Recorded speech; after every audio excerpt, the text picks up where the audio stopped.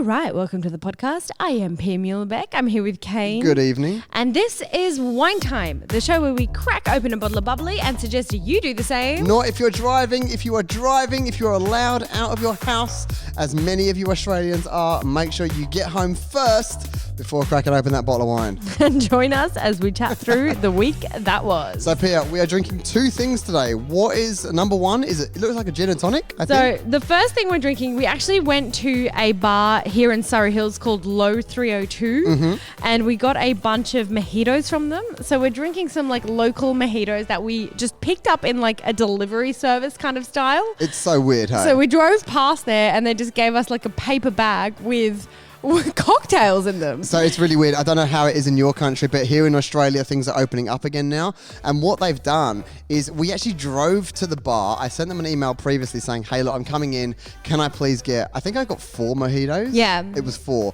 And he basically gave me what looked like a blood bag. I know.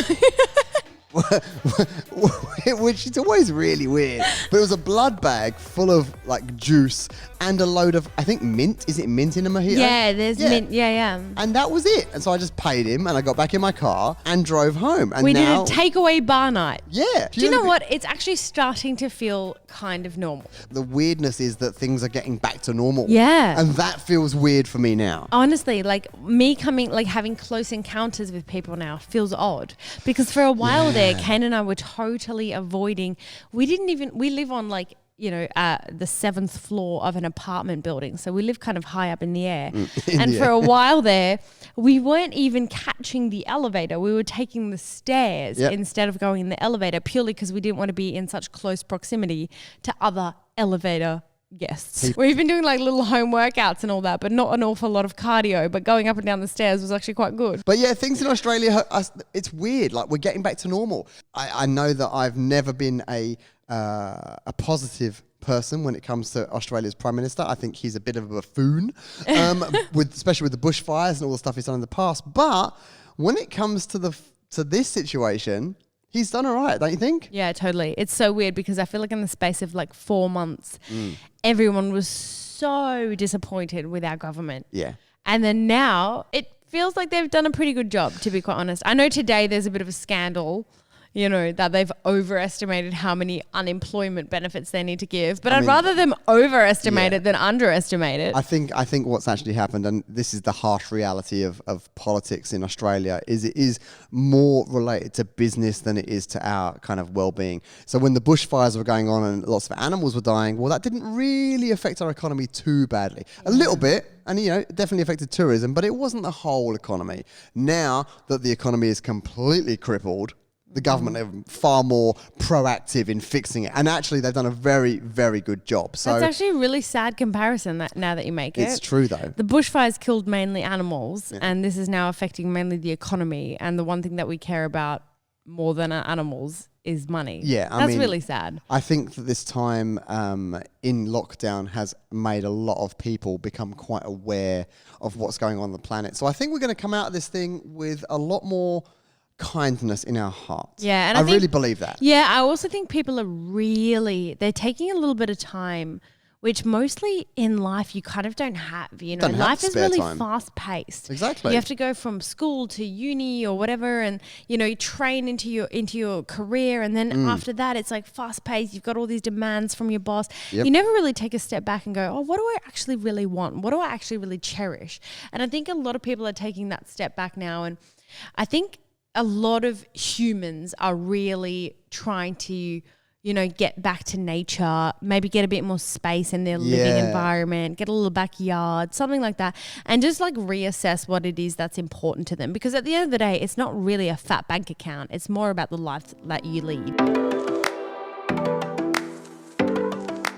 So one thing that has happened with this whole quarantine thing is because of my love of food, definitely gotten fat. You haven't got fat, babe. Well, I haven't got thinner. Well, yeah, neither of us have got thinner, for sure. I feel like we went into this whole quarantine with like this real go-getter attitude where we were like, yeah, home workouts every day. And we started really strongly. And I think just the lack of cardio in the apartment has made both of us just a little bit more sedentary than before. I don't even know if it's that. I think it's that plus also, if you are, like, we're self-employed, right? We've got a company and we're self-employed. When business gets under duress, like everyone's businesses with this whole virus thing. Yeah, you freak out and you focus on that rather than focusing on like the cherries on top in your life. Yeah. So normally we'd wake up at 6 a.m. We would train till like 7:30, have a relaxed breakfast, start work at around about 9. Yeah. Now we're waking up at 6 a.m. and straight on the computer because everyone like us is in this kind of semi-transient but also permanent panicked state. Well, it's hustle mode, right? Hustle mode. Hustle mode. Yeah, you got to like get down. That's a problem because you still need to focus on your fitness. I know. Because that helps your brain work. Especially when your content revolves around your fitness. Well, mine doesn't, but yours definitely does. Yeah, I know. It's a problem. I get up, I'm like, oh my God, so many emails. We have to sort all this out. And then I'm skipping like a little morning workout. Yeah. And it's so weird because normally our routine is train first thing in the morning on an empty stomach. We're very used to that, feeling really light. It gets us energetic for the whole day. And lately, because we've been like waking up and looking after emails and messages and like, I don't know, I guess more like computer work first thing in the morning, we've been leaving the training to the evening, and that does not work for me. No. If you leave the training to the evening with the best, we've both had the best intentions in the world, but when you leave the training to the evening and then it gets to 4:30 and you know you're meant to take your pre-workout, you're meant to start getting ready, but you haven't quite finished your day, then it ends up being 7 p.m. and then you're hungry, so you think, oh, I'll have dinner first. And so then tomorrow. And then you put it off. And it hasn't been great. And I looked at my Apple Watch because my watch tracks all of it tracks all of my fitness, but that's pretty much the same as all of your fitness because we train together. Yeah. And like a month before this whole thing, I think we trained 29 days out of 31. Yeah. In January. Mm-hmm. And now we're in May? And in April, I think we trained 7. No. Mind you, I've been training while you've still been in bed. Well, so Kane's never been much of a runner. So he actually wants to start running because he's more of the weightlifting kind of guy who, you know, will go to the gym, be fairly relaxed, never really pumps his heart rate up too much, and just goes and never get my heart rate up. Yeah, right. Never. But you just lift heavy weights, and so you're quite muscular, but you're not really great with your cardio. Well, I did a bit of research and. Like, despite being strong, like strong people, like bodybuilders, often have heart attacks. Yeah. Because their cardiovascular system is not moving the nutrients around. They've got cholesterol buildup and all sorts of stuff. It's actually not healthy. Nah. Like in the actual body composition, like the grand scheme of things, being healthy requires some cardio. Yeah. And also being like, I know I'm probably going to get a lot of hate for this, but there is an argument that being like the epitome of health is not muscular. It's kind of skinnier. Yeah, it's lean. Lean, yeah, that's the word. And I'm definitely not that. So I'm just worried that I'm getting to that point in my life where if I don't kind of control the red wine intake with dinner, if I don't control the after dinner cheese and things like that, it could get out of hand and I could end up looking like, Friar Tuck. So I'm on day 3 of a running challenge. And the goal is, what was it? By the end of the month, I can run an hour? Yeah, you have to run an hour. I achieved 8 minutes today. Regularly run an hour. I mean, like as your daily exercise. Oh, yeah, no. But not just one time. No, but we're starting off. Yeah. Like yesterday, we did 5 minutes of a run and I had an asthma attack. Well, we looked it up and the way to start running, for people who don't run, and this is weird because I actually did a poll on my Instagram of people who prefer cardio to weights. I saw that. It's weird because I love cardio. I'm very much a runner. Like I love getting outside. I don't even listen to music. I think it's like so meditative. You are an absolute anomaly. When I met Pia, she would go for a run and I would start like calling her after like an hour and a half thinking, oh my goodness, she's dead. 2 hours would pass and then she'd come in the door covered in sweat. I'd be like, where were you? She's like, oh, I went for a run. Just went out. And she loved it. She wouldn't even know the time had passed. But I think you're the unicorn. Most people are not runners like that. Yeah, I really enjoy running. And I was quite surprised because I think on my Instagram poll, it was like something like 86% of people prefer weights to running. Yeah. But running or some sort of cardio activity is actually super important for your overall health and well-being. So we're getting Kane into the running game. He's not much of a runner at the moment, but we looked it up, and the way to start is actually to start with like shorter time frames, not really focus on distance too much to begin with, but rather say, all right, let's try 5 minutes running. But I will get to 60 minutes by the end of the month. And I think from that point onwards, my health should be better, because honestly, I just feel like a sloth. Yeah. When I get out of bed, the alarm goes off and I'm normally the first person to jump up. I'm ready to go. And now I'm like, I roll out of bed. But the less you do, the less you want to do. Exactly. Yeah. So it's good to have a runner in the house motivating me. And this running thing is brand new for me. If you want to follow along our journey, make sure you follow our YouTube channel, because I'm documenting it. I'm not going to actually do this daily. I'm going to video it daily, but I'm going to upload one video at the end that's 30 minutes long or something. Yeah, so like in 30 days, there'll be a video on our YouTube channel that shows the entire progress. Exactly, and I think that's better. I'm kind of interested in watching that myself to see if there's any progress. So we took before and after. There better be progress. Otherwise, it's going to be a bit of a dud of a video, isn't it? If you can only run for 5 minutes after a month. If there's no progress, I'm definitely not putting the before shots up either. If there's no progress, you'll know why there's no video.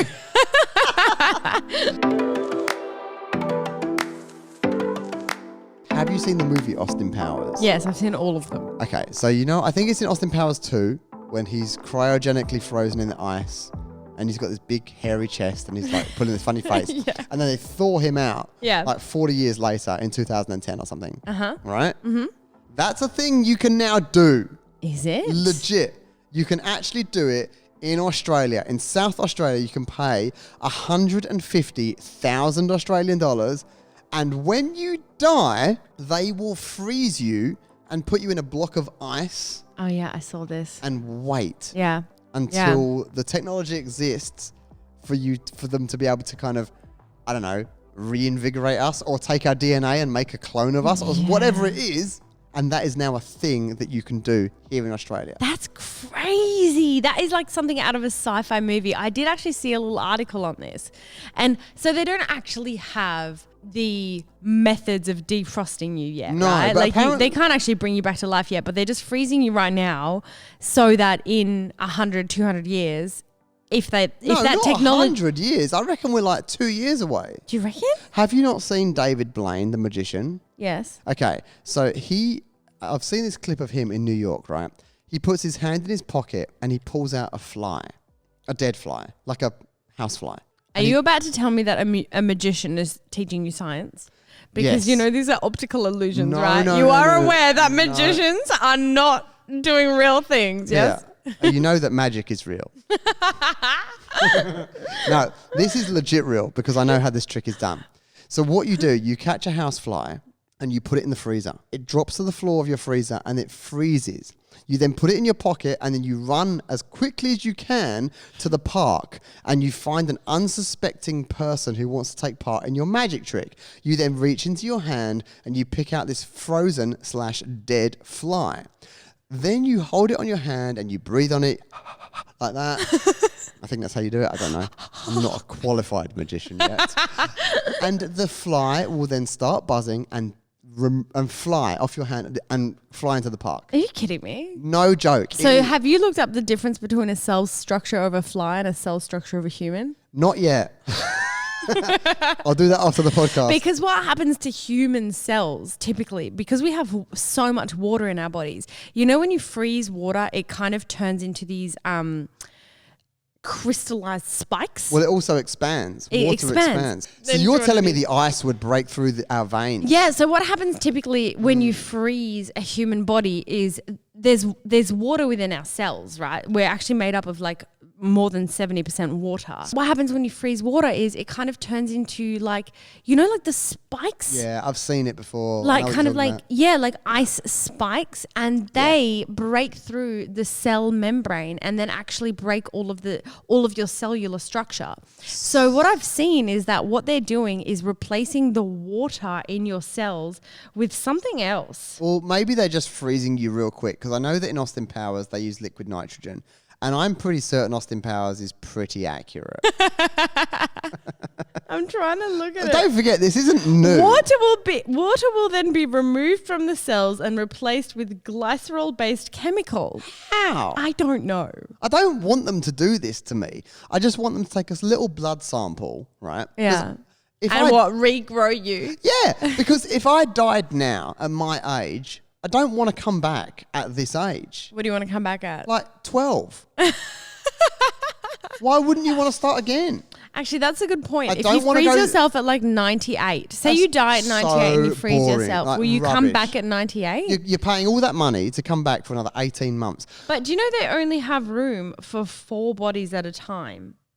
And there are What? 27 founding members of this facility in Australia. And they only have room for 40 bodies, each of which will last in the facility for 500 years. I mean- so I think they've only got space for like 13 people. I mean, this sounds like a cult. Yes. This sounds like a really good way to get a load of cash real quick. Just get everyone who dies to pay you 150 grand. Mate, give us your savings. I promise you, within 500 years of your death, You might come back. you might. No guarantee. Please sign this waiver. But how many people are they getting to sign this and say, yeah, you're Yeah, part yeah, of the yeah. first Oh, 40. 100%. And then instead they just dispose of the is that speculative? In other news, Obviously Pia and that- I are starting a company called Pia Freeze. No, we're not. For just $100,000 a month, we will freeze. We will freeze you until the technology exists. This is stupid. It could be 500 years. It could be 500 years until the technology exists. So they reckon that I've heard so many conspiracy theories about Walt Disney. Yeah. And obviously I don't want to talk bad about Disney because Disney is literally my bread and butter now. Official ambassador of Disney over here. I don't think you can say that. You really aren't. I definitely am. I think I can say I'm the official, He's the new Mickey Mouse. not the official ambassador, an official ambassador. That's One true, of the that's true. many people on Instagram that has promoted Disney Plus. Yes. I fall into that category. Yeah, you do. But let me tell you, when I get to Epcot Centre, I'm going to be there with a badge going, "Excuse me, I'm an ambassador. Can I please get to the front of the line?" Can I please get a security escort? Yeah, apparently Walt Disney has been cryogenically Yes. cryogenic. What's the word?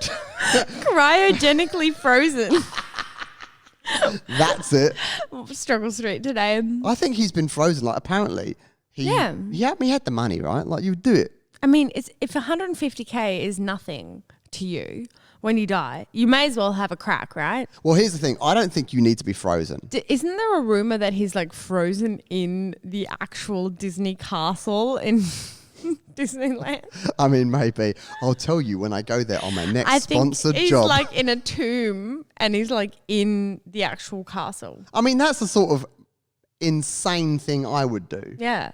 if I was Disney. Yeah, right? I would be doing like some crazy stuff. Like I would have my coffin the shape of Mickey Mouse's ears. It's just funny and stuff. every day you'd come back with a hologram of Why yourself. not? No, all joking aside, I have actually in my will, like this is actually true. I probably shouldn't say this 'cause it's quite morbid, but in my will, I have pre-recorded videos of me dancing with I took my camera, I rotated it 90 degrees so it was portrait like a TikTok, and not a TikTok, obviously. I did this way before TikTok. I'm also a TikTok fan right now. But what I did was I filmed myself in portrait, right, dancing, so that at my funeral, heaven forbid, should I ever die, my executor. Executor. Why can't you pronounce words Because I'm today? 7 mojitos deep right now. The executor of your will. He is going to take TVs. Why is it a man? Because I know who it is. It's my mate, Dominic. Did you just shush me a tiny bit? Shh.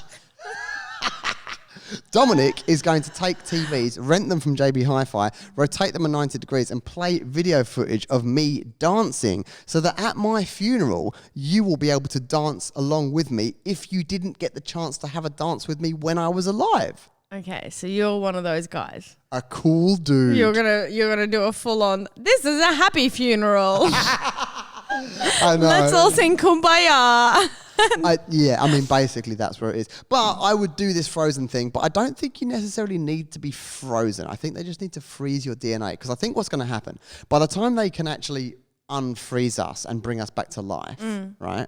In the future. Yeah. I think they'll also be able to take our DNA and just grow another one of us. Because they can already grow That's so weird. The idea of growing a human from because like a petri dish is so weird. When I was a kid, I think when you was a kid, I saw on the news that they grew a human ear on the back of a mouse. Yeah. Yeah? I feel so bad for that mouse. No, he had the best hearing in the world. No, this is just mutation. I mean, it's not great for the mouse. Like, his legs would have been under pressure and stuff like that. But also, he had a whole freaking appendage on the back of him. An enhancement. Yes. But I think it was Dolly Parton, right? You know the singer? Yeah. She froze her 2 dogs in South Korea. Oh my God, you're totally right. And she got them remade. We are now in 2020. Wow. She took her dogs that were getting old. They took the DNA and they cloned them. And then when her dogs died, they gave her 2 puppies that were exact clones of the 2 dogs that had just died. So then she had the whole personality and the whole dog, and it looked the same. No. What? It's the same DNA, it's the same chemical makeup, but your personality is derived from both your chemical balance and your environmental circumstances. Yeah, but they would have been the same. Well, they would have been similar, but they wouldn't have had the same upbringing, the same thoughts, and the same things happen to them. You as a person is a combination of your environment and your DNA. And the 2 can never be replicated. Well, so if you were... So you're saying I won't come back with my memories? You won't, no, and you won't... if you were to come back as a clone of yourself, you wouldn't have the same environmental circumstances that make you, you. So here's the thing. If you don't come back with your memories, there's no point in any of this. Exactly. Because you won't know what's happened. You may as well just be born as a newborn. No, but what they're trying to do is freeze someone... memories and all, and you can't freeze memories and all. No, but the thing that they're preserving the most is the brain. They're focusing very much on preserving the brain as much as they can. They only need a little refrigerator for you. Little mini fridge. The aim of this is to bring people back, not to clone them, but to bring that person back in the future. I don't think that can happen, and that is purely based upon... I don't care what you think. You're not scientifically trained. You have no clue. I'm gifted with the gift of logic. I really am. I'm a very sensible, obviously on the podcast, I'll probably come across a little bit whimsical, but I'm really logical when it comes to thinking. And so why would you say that it couldn't happen? My brain has a set of functions it can do, as do my muscles, as does my heart, as all of my organs. They all just do stuff. What makes me is this crazy thing that we can't it's an intangible thing we can't grasp. Yeah? Yeah. If I take my heart and I put it in a donor, or if I donate my heart to someone that needs it, my heart will carry on and fix that person, right? Yes, of course. Your organs are I can't take my conscience, I can't take my soul, I can't take my personality and donate it to someone else. So once that's gone... But that's in your brain. Your description of soul, I guess, is just your personality, right? And that comes from... your chemical makeup plus your environmental experiences. So that ain't your brain.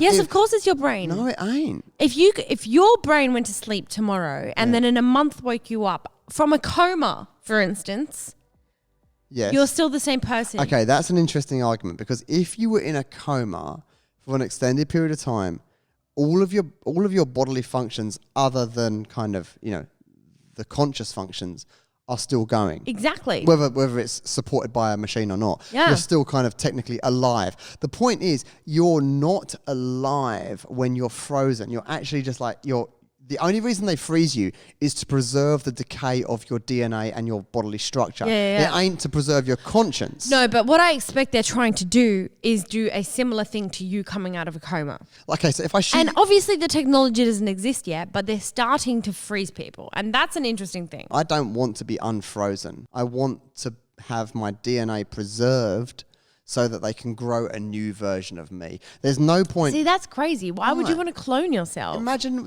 you die at 70. Why do you want to be rejuvenated at 71 years old? Well, I'm sure by that time there's some anti-aging technologies. But wouldn't it be better just to kind of take your DNA and grow a new embryo and then come out at 1 year old as then you would never know that that's happened. You're dead anyway. Oh, yeah, that's true. What's the point of that then? You're Okay. just another human that has totally different personality, totally different experiences. And you, as a person, never know that that's happened. So when you die anyway. Okay, so You may as well just have a kid.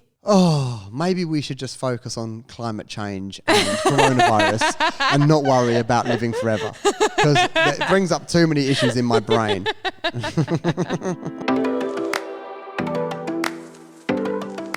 So a quick update on how Australia is doing coronavirus-wise. We are now at the point where we are loosening our restrictions. So we went on lockdown pretty quickly, pretty early on, and I think because we have such a low number of population per square kilometre, and also because we're an island, we were able to control and manage the virus quite quickly. Yeah. And by imposing social distancing restrictions and lockdowns, they've managed to keep this pretty under control. So now we're at the point where, things are opening up again. We are loosening restrictions. At the moment, we're allowed to go even to a pub and a restaurant with 10 other people. And I think from tomorrow. No, next week. Next week it's 50. Okay, so from next week on, we're able to go to venues with 50 other people. So things are starting to normalize a lot here. The thing for me with that whole situation, and I'm very for it from an economic point of view. Obviously, all of my friends, literally every one of my friends, has suffered financially with this whole business situation. More so than the sickness. I only know one person who has coronavirus, and that's in the UK. So I don't know anyone in Australia that's had it. No. But so many people have been devastated by the economic impact, really. There's so much unemployment, so many people suffering with their businesses because of what we've had to do to control this virus. So I think them opening things up again and loosening the lockdowns it's a good idea. My only concern with opening it out and bringing everyone kind of out of their houses is that if we're to believe that this came from the wet markets in Wuhan, that's one or two people that were exposed to it, and then it spread globally. So the fact that we haven't completely eradicated it, like yesterday we had, I think, 9 cases. The day before we had 4 cases. Like, we're still bubbling along. We've still got new cases popping up. So you're saying if there's one person that has it, that means it could grow. Yeah. It can spread so quickly. It's so contagious. I would love to be in a position I don't know. It sounds a little bit maniacal, but for me, I would much rather be in a position where if I was a leader, I would have locked everyone down and got the military out to make sure no one leaves their house. I would have supplied food to every household and said, stay home for 14 days. Do not leave or you're going straight to prison. And I know that can't work. That's why I'm not a world leader. But that would have been my dream situation, so that we could definitely be sure on this island there is no cases. Because for as long as there is one case, I feel anxious that could then escalate to 2, to 4, to 8, to 16, to 32. And suddenly that... But that's why they're opening things up so slowly. They're seeing how it goes. If there's a huge second wave, they'll lock things down again. So it's kind of... Yeah. Also, they're now prepared for it in the hospitals. That's right. They've got a lot of extra ICU beds. They've got ventilators at hand. They know how to deal with it. And I think it just took a little while for them to lock things down to prevent things getting out of hand from a medical standpoint. Yeah, I saw that they are... They've cancelled the Olympics and postponed it to next year. Yes. In is it Tokyo? I think Japan. It's Tokyo, and it's now moved to June next year. You can't host an Olympics until all the countries are doing okay. No, of course. Because if all the countries are doing okay, then not everyone can attend. Because let's say, I don't know, Barbados has it real bad, or America has it real bad. If America can't open their borders because of they're still dealing with it next year, which quite likely America will be, how are they going to send their 15 best athletes to Tokyo? Like, no one in Japan's going to want to receive that. Yeah. If things don't get better by mid 2021, they're just going to can the entire Olympics. Entire thing? Yeah, and they're going to move on to 2024 in Paris. Oh, that sucks, because I'll tell you what, the Olympics is a huge tourism economic driver for every country. That's one of the reasons why it rotates around the planet. It's also something that really unites the world. Yeah, I love the Olympics. Yeah, it's like something that like everybody gets together, everybody participates in. And also imagine being an athlete right now. And you've been training for the last 4 years for the Olympics. But you're training to that peak. Yeah. When you're a bodybuilder, you bulk, then you shred, then you bulk, then you shred, and you time it just right. Yeah, you time it just right. And they left it really late to announce that they were firstly like deferring it until 2021. They didn't have a clue. I know, they had to suss out the situation, but they left it a long time. So everyone was still in training mode thinking, oh, it's happening in 3 months. It's happening in 3 months. Then something gets canned till the next year, which means like, when do you get to have that pizza?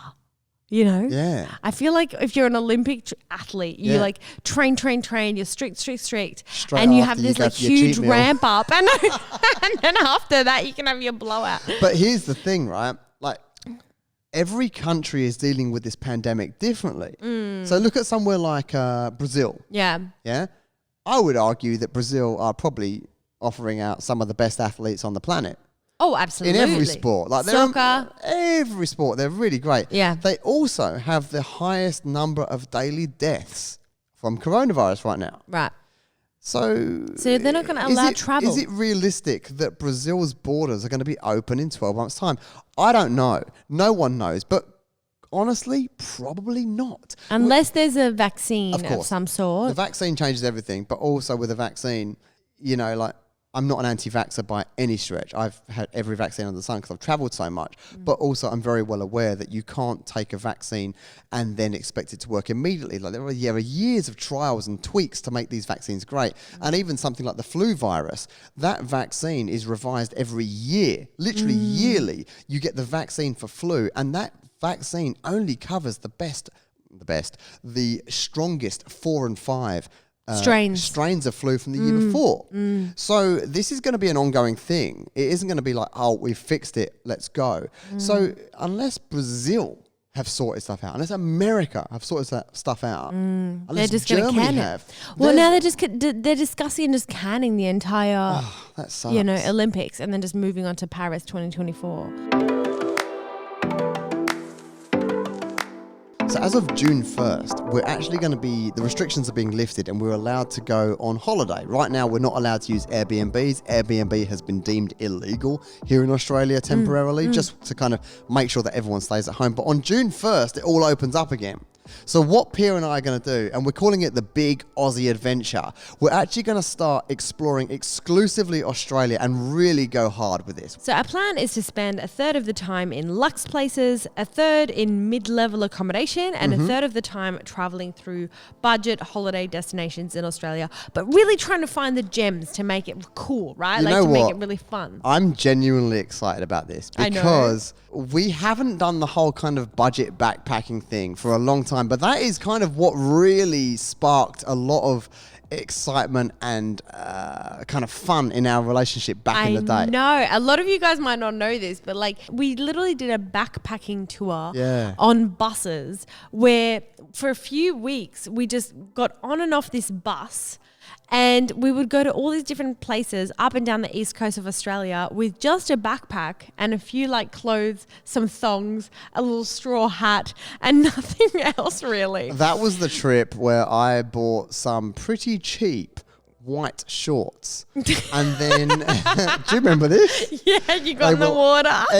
Every time the bus stopped, I'd put my white swimming trunks on. And get in the water and hang out with Pia and joke around and blah, blah, blah. And then dry off and then get back on the bus. But over this period of 2 weeks of the travel, I kind of became friends with everyone on the bus, as you would expect you would. Yeah. But it wasn't until the last night that everyone told me that my shorts were see-through when they got wet. The entire time. I couldn't believe it. Why did no one tell me on day one? Everyone saw my nuts. Everyone was just enjoying the view, babe. I don't think they were enjoying anything. So that's what we're doing. We're actually going to travel through Australia. We're going to do all of the states. We're going to take the Tesla for a lot of it. Yeah. We're going to take the dog as much as we can. We're going to work with every brand that we possibly can to try and promote tourism. Yes. And I think that's a good vibe thing. It's what we do for work normally, and now we're going to do it to try and reinvigorate our economy. And I'm very, very excited. Yeah, we're going to explore our own backyard. So what we're going to do on BigAussieAdventure.com is we're not just going to post the vlogs. We're also going to be very, very diligent. We're going to take a couple other people with us. I've got a video guy who's going to help me with video. I've got a writer who's going to help me write blog posts. And we're going to have blog posts, videos. Pia's going to obviously post her excessive amount of Instagrams all the time. And we're going to really kind of do our absolute best to promote travel, because that's what we do best. Yeah, exactly. And I think we're just going to take this opportunity to check out what Australia has to offer, because both of us, being from Europe, are pretty psyched to be here. I reckon this is going to be the best content we ever make. So I'm very, very excited. This is going to be our big Aussie adventure. I love it. Oh, time is up, and that's where we're going to end today's episode of Wine Time. If you enjoyed this podcast, please make sure you're subscribed and have hit that 5-star rating on this episode. Every little bit helps, so we really appreciate that. If you fancy keeping up with our antics outside of this podcast, you can always follow us on Instagram. The links are in this description, or you can check out our YouTube channel where we post at least 2 videos a week. If you'd like to check out our website, which has heaps of posts as well as all our photo and video presets, head over to kaneandpia.com. That's www.kaneandpia.com. Thanks so much for listening, and we'll see you in the next one.